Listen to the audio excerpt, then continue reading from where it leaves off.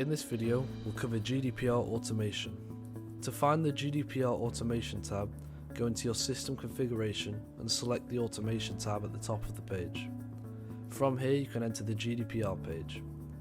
Inside of the page, you can enable or disable automation and see existing sequences. Triggers are the backbone of your automation. These are what cause automation to occur after a certain action happens.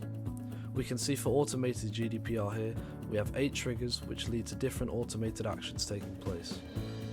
Adjacent to each step of a trigger, you can see 4 buttons where you can get help about an action or trigger, edit a trigger, pause a trigger, and delete a trigger. Let's take a look at how we create these triggers and then after look at some examples of existing triggers and how they're configured. Clicking the Add Trigger button will bring you into this page where you have multiple trigger options to choose from. Selecting a trigger will open the option of adding an action. These are related to the triggers that you have selected. For example, with this trigger and action, when a candidate is manually added to the system, if an email address is linked to their information, then Recruitly will automatically send them a GDPR consent email. You can configure who the email is sent from and the template for it all inside this page.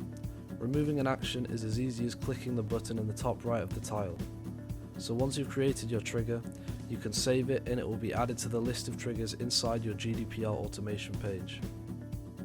Now that you know how to create your own sequence, let's look at an existing sequence as an example of a final product.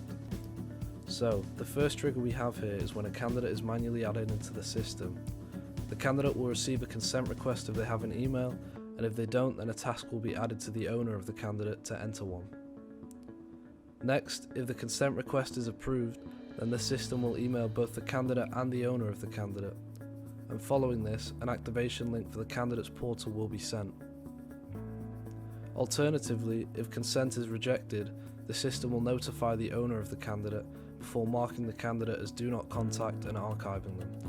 After this, the record will be deleted and an email will be sent to notify the candidate. When consent for a candidate is near its expiry date, the system here will automatically send another consent email. This will save a lot of time when dealing with a number of candidates. We also have triggers here for if a candidate does not reply to consent requests. In this situation, the system would send a consent chaser if the first request is not replied to, and then mark the candidate as do not contact and archive them. The second trigger here will do the same for the candidates that have previously provided consent.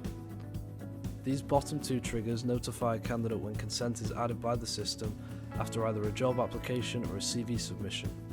From here, candidate portal activation links will be sent to the candidates.